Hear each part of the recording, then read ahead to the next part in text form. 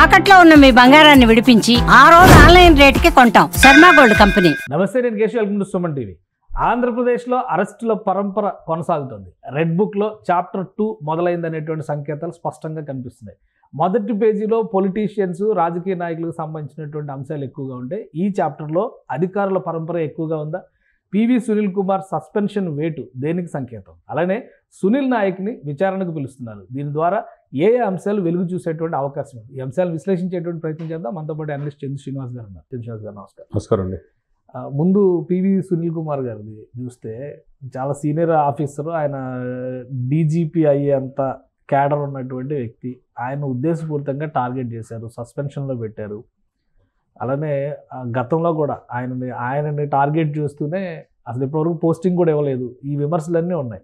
పైగా తెలంగాణలో కీలకమైనటువంటి ఇప్పుడు రాజకీయాల్లో కూడా ఆయన పాత్ర పోషిస్తున్నారు. ప్రవీణ్ కుమార్ గారు చేసినటువంటి ట్వీట్ చూసినాక చాలామంది నిజంగా ఏపీలో ఇలా జరుగుతుందా అనేటువంటి ఒక చర్చ నడుస్తుంది. ఏంటి అసలు ఈ సునీల్ కుమార్ పాత్ర ఏంటి? ఆ సునీల్ నాయక్ పాత్ర ఏంటి? ఎందుకు ఇతన్ని సస్పెన్షన్లో పెట్టారు? ఏ కేసులో పెట్టారు? కేశవ్ గారు, ముఖ్యంగా ఆల్ ఇండియా సర్వీస్ రూల్స్ అనేది ఒకటి తెలుసుకోవాలి. ఐఏఎస్ ఐపీఎస్లో అయిన వాళ్ళు వాళ్ళ సర్వీస్ రూల్ ఫ్రేమ్ చేశారు 1968లోనే.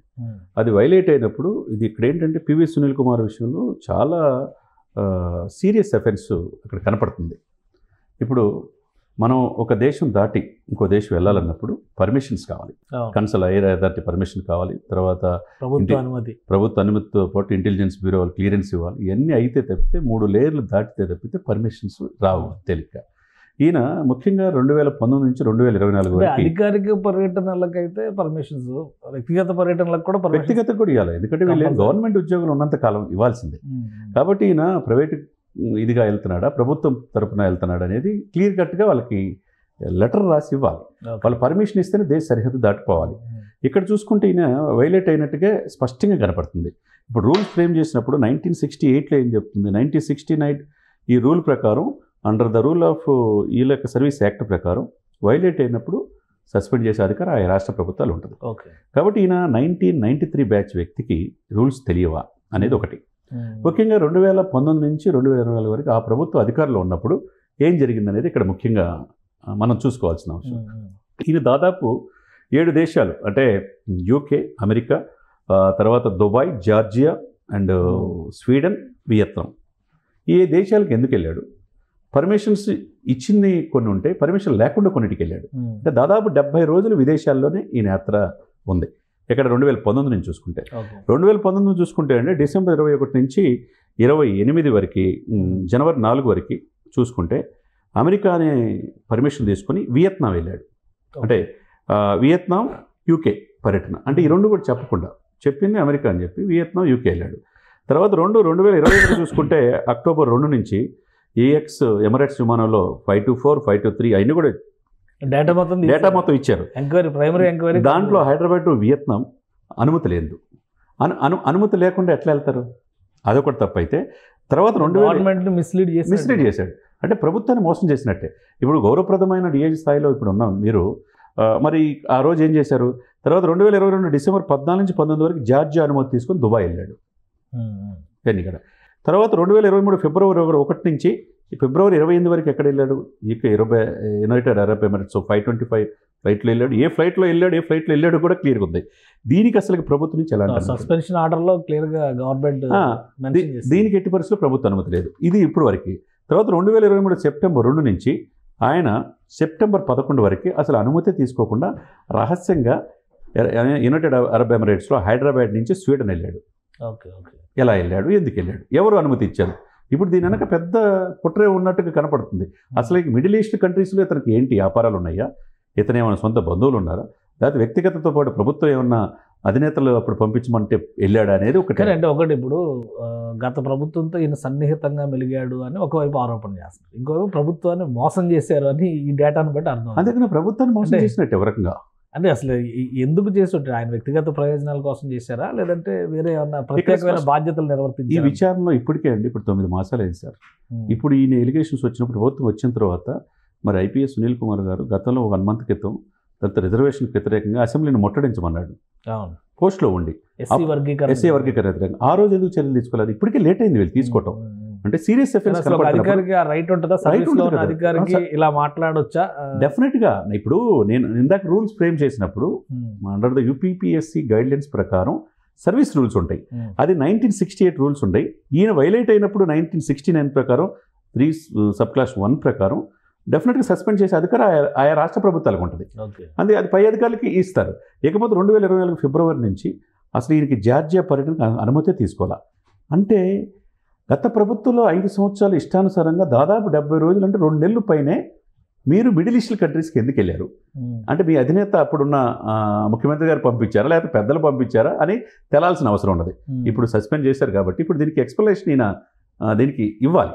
కానీ చాలా మంది విమర్శిస్తున్నారు, ఆయన టార్గెట్ చేశారు, పొజిషన్ ఇవ్వలేదు. ముఖ్యంగా ఈ ప్రవీణ్ కుమార్ చేసిన ట్వీట్ చూస్తే ఆయన అంటే బీఎస్పీలో పోటీ చేసి తర్వాత ఇప్పుడు బీఆర్ఎస్లో కొనసాగుతున్నట్టున్నాడు. ఆయన ఐపీఎస్కి రిజైన్ చేసి వచ్చాడు. ఈయన డీజీపీ అవుతారు కాబట్టి కుట్రపూరితంగా ఏపీ ప్రభుత్వం ముఖ్యంగా చంద్రబాబు నాయుడు గారు, పవన్ కళ్యాణ్ గారు ఆయన తొక్కేస్తున్నారు అనేటువంటి మాట ఉపయోగించారు. సార్ ఒకరినొకరు తొక్కించుకునే వాళ్ళేం కాదు కదా సార్. ఎవరు తొక్కకుండానే ఐపీఎస్ ఎట్లా అయ్యాడు? డైరెక్టర్ జనరల్ ఆఫ్ పోలీస్ దాకా ఎట్లా వెళ్ళారు? మరి అదే ప్రవీణ్ కుమార్ గారు ఐపీఎస్ ఉన్నప్పుడు మంచి పేరు ఉంది. ఎప్పుడైతే రాజకీయాల్లో వచ్చాడో పేరు పోగొట్టుకున్నారు. ఎప్పుడైతే బీఆర్ఎస్లో వెళ్ళి రాజ్యసభ తీసుకున్నాడో అసలు ఆయన ఏంటి అనేది అర్థమైపోయింది. ఇప్పుడు ఆయనకి సన్నిహితం అయినంత మాత్రాన అక్కడ ఉన్న కూటమి ప్రభుత్వం ఈయన తొక్కేస్తుందని చెప్పేసి ఈయన అన్నది మీరు చూశారు కదా. అదేవిధంగా పివి రమేష్ ఏమన్నాడు? ఎవరైనా చట్టం దృష్టిలో ఎవరు ఐఏఎస్లో అయినా ఐపీఎస్లో రూల్స్ ధిక్కరిస్తే శిక్ష పడాల్సింది అన్నాడు. 2019 నుంచి 2025 వరకు 70 రోజులు ఇట్లాంటి కంట్రీస్ యూకేతో పాటు యుఎస్తో పాటు దుబాయ్తో పాటు వియత్నాంతో పాటు స్వీడన్ ఇవన్నీ కంట్రీస్ వెళ్ళారా లేదా? 6 పర్యటనలు విదేశీ పర్యటనలు చేశారా లేదా?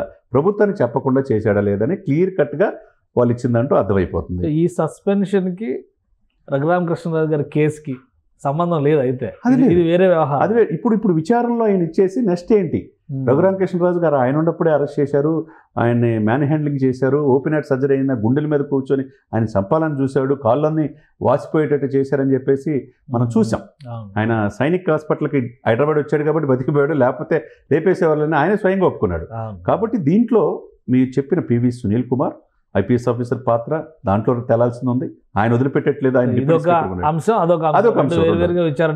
తర్వాత ఇంకొక అతను సునీల్ నాయక్ అని వచ్చాడు. ఆయన బీహార్ క్యాడర్ ఐపీఎస్ ఆఫీసర్, అక్కడ ఫైర్ రేంజ్లో చేసే వ్యక్తిని డిప్యుటేషన్ మీద తీసుకున్నారు. During the period of arrest హైదరాబాద్లో అరెస్ట్ అయినప్పుడు రఘురామకృష్ణరాజు అరెస్ట్లో ఈయన కూడా ఉన్నాడు అనేది పాత్ర. ఈయన కూడా సునీల్ నాయక్ అది కూడా ఆయన కూడా డిఏజ్ రేంజ్లో ఆయన వచ్చాడు. వచ్చినప్పుడు మీరు చూపించే ఫోటోలు అతను బీహార్ నుంచి ఎందుకు వచ్చాడు? ఇతను బీహార్ సర్వీస్ లో ఉన్నాడు కదా. ఆయన కూడా కంప్లైంట్ అఖిల భారత సర్వీసులు రూల్స్ ఉంటాయి కదా సార్. ఆయన వచ్చింది పని చేసుకొని వెళ్ళాలి డిప్యూటేషన్ మీద. ఇప్పుడు ప్రభుత్వం చెప్పినట్టుగా ఒక ఎంపీ స్థాయి ఎంపీని ఆయన అరెస్ట్ చేయటం దాంట్లో పాత్ర ఉందని చెప్పి తెలిస్తే మాత్రం ఇతను కూడా సస్పెండ్ చేసే అవకాశం ఉంది. ఏదైనా సార్ నిప్పులేందో పొగలు రాదన్నట్టుగా వాళ్ళు ఎక్కడి నుంచి యునైటెడ్ అరబ్ ఎమిరేట్స్